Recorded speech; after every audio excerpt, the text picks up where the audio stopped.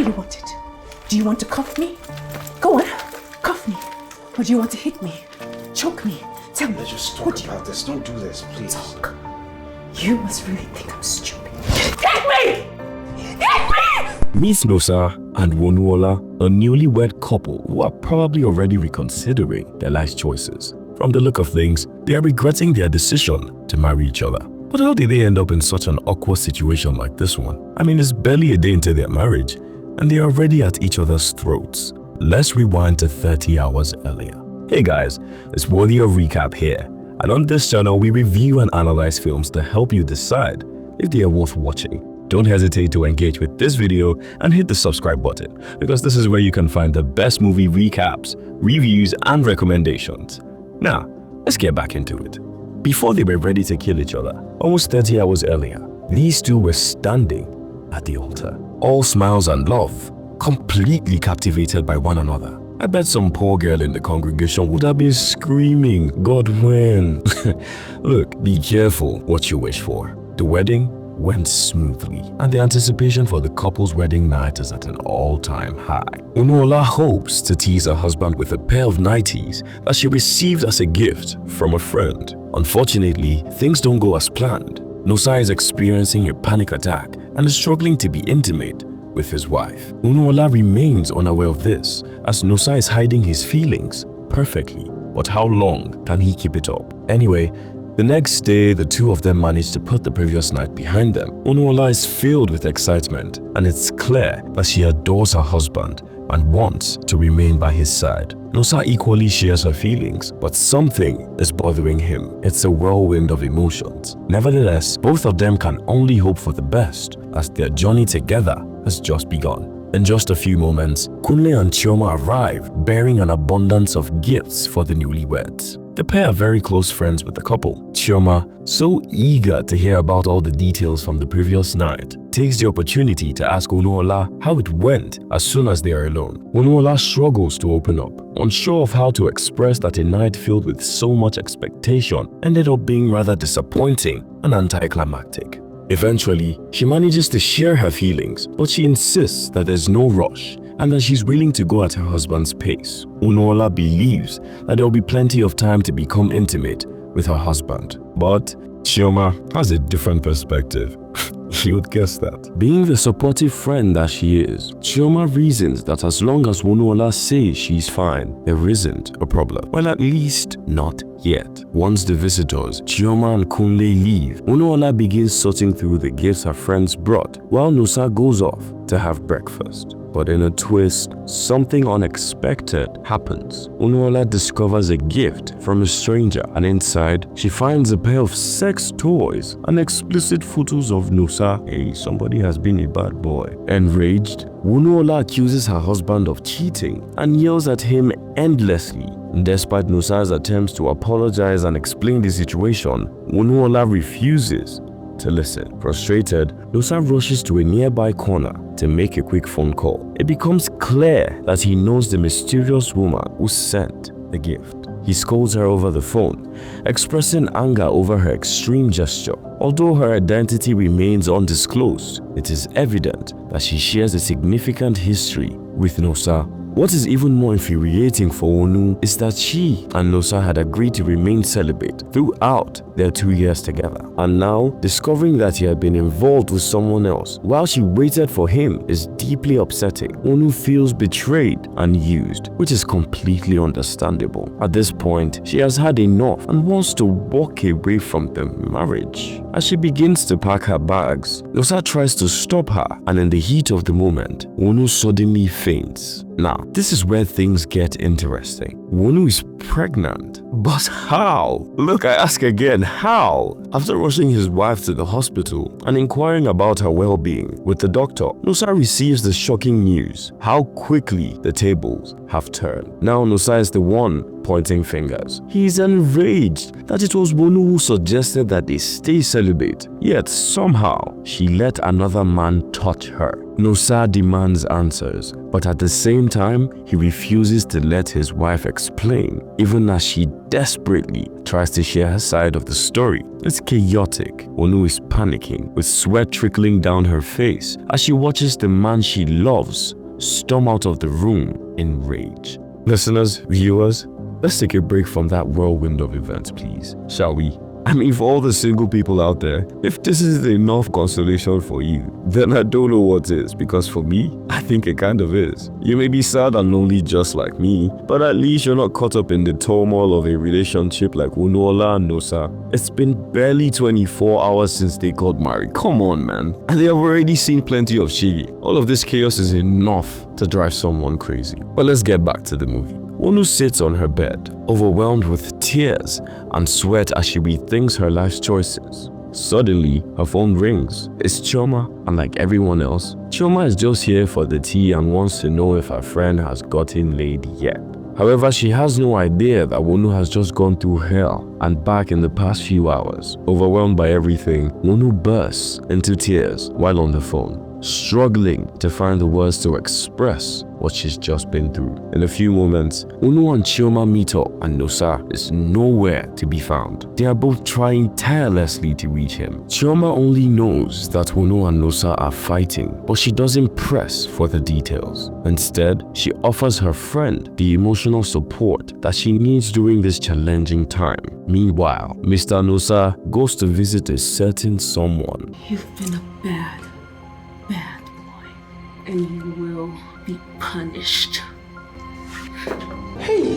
When there's little progress in Wonu and Nosa's situation, Chioma suggests that they visit a marriage counselor. She believes a professional could help address their issues. Wonu scoffs at the idea, finding it absurd to involve a random stranger in her marriage. But Chioma persists and even recommends a specific counselor who she knows personally. She believes that if Wonu truly wants to save her marriage, counseling is the right step to take. Wonu begins counseling, and having someone to talk to, offer advice, and not judge her proves to be quite therapeutic for the woman. However, when Nosa encounters them together one day, he immediately assumes that the counselor is the man Wonu is pregnant by. Things get messy, and Nosa becomes violent, throwing a punch at the counselor. Following this incident, Wonu confronts Nosa at the office. She's upset, and she expresses her frustration that he could make such a rash decision without thinking it through. Nosa justifies his actions by claiming he hit the man because he believes he is Wonu's lover. Wonu then reveals that the man is merely her counselor and nothing more. Disappointed, Wonu feels like she's the only one making an effort to work on their relationship, while Nosa continues to run away from confrontations, acting immaturely by whining and resorting to violence at the slightest opportunity. Fed up with his behavior, she storms out. One of the many missing pieces to this puzzle is how Wonu ended up getting pregnant by another man. She has been avoiding this question with her counselor, but she finally summons the courage to open up. Wonu begins to recount the events surrounding an odd gift she received from her ex on her 28th birthday. Nosa was away when Fred, her ex-boyfriend, sent her a car as a birthday gift. Upset by Fred's gesture, Wonu decided to confront him at his house. She would later regret this decision as she was tragically assaulted by Fred in his apartment. Tears fill her eyes as she recounts that traumatic incident to the counselor. He sympathizes with her and hands her some wipes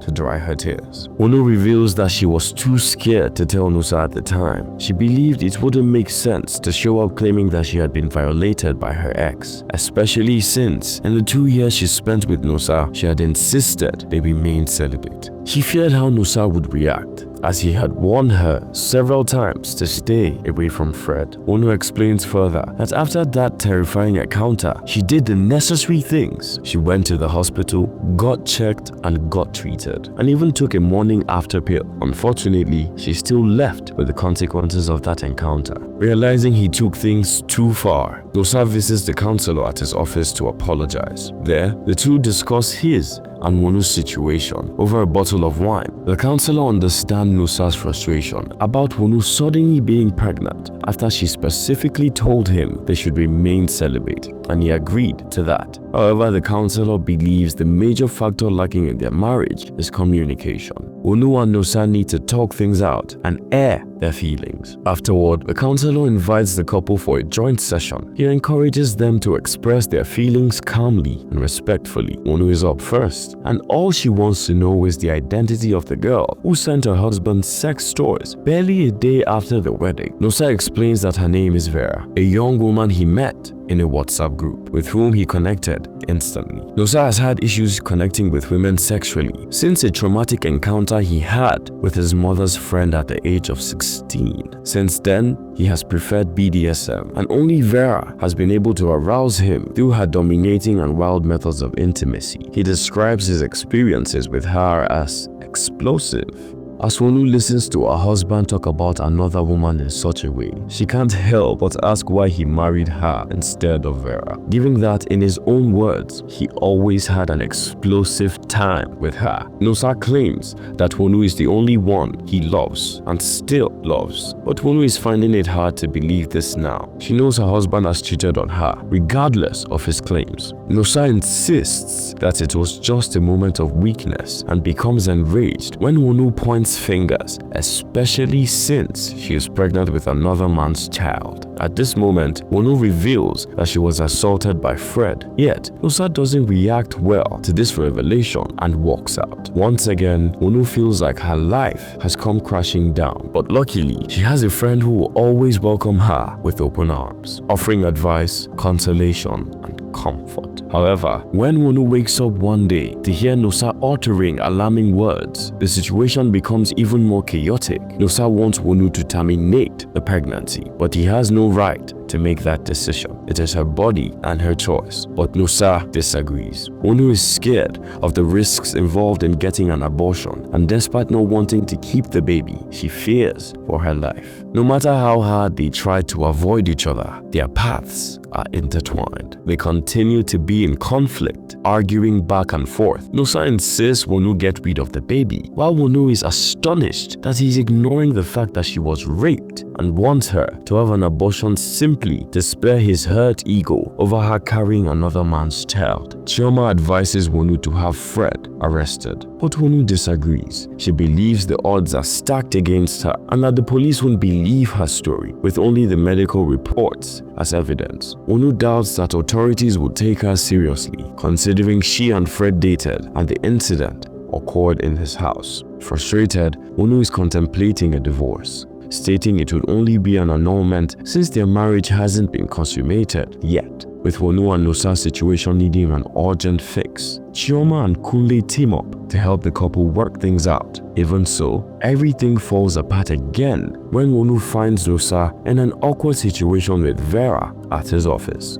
Until this point, she was uncertain about ending their relationship, but now she is done. In anger and frustration, she throws the wedding ring at Nosa and walks away. At this moment, Nosa is overwhelmed. He can't find the right words or even think straight. He can only stand there, watching his life and, of course, his wife flash and leave before his eyes. Honestly, I think Nosa and Wonu need a break. Since they said I do to each other, they have not had a single moment of peace. They keep moving from one trouble to the next, and here is more trouble.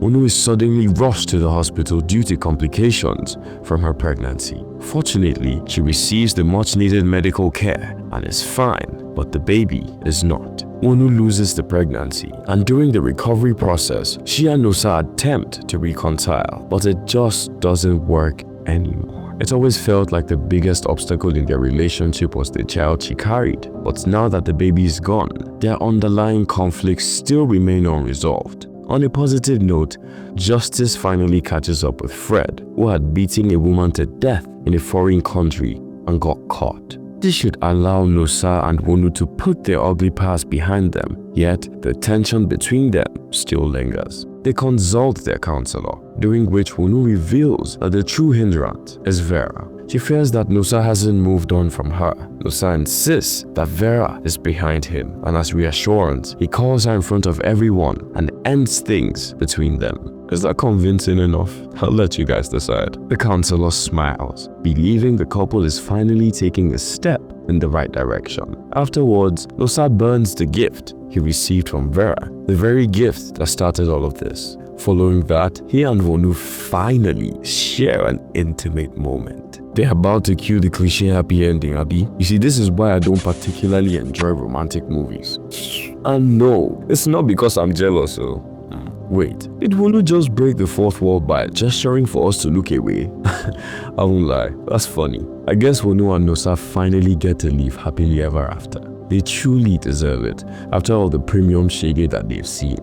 Una try, you guys endured. In the post-credits scene, we see the counselor at his office when there's a knock on his door. It's Vera? What could she possibly want from him? That's a wrap for today's video, guys. Don't forget to hit that subscribe button and let us know in the comments whether you'll be checking out this movie. We'd also love to hear your thoughts on Wonu and Nosa's relationship. Until next time, on Worthy of Recap.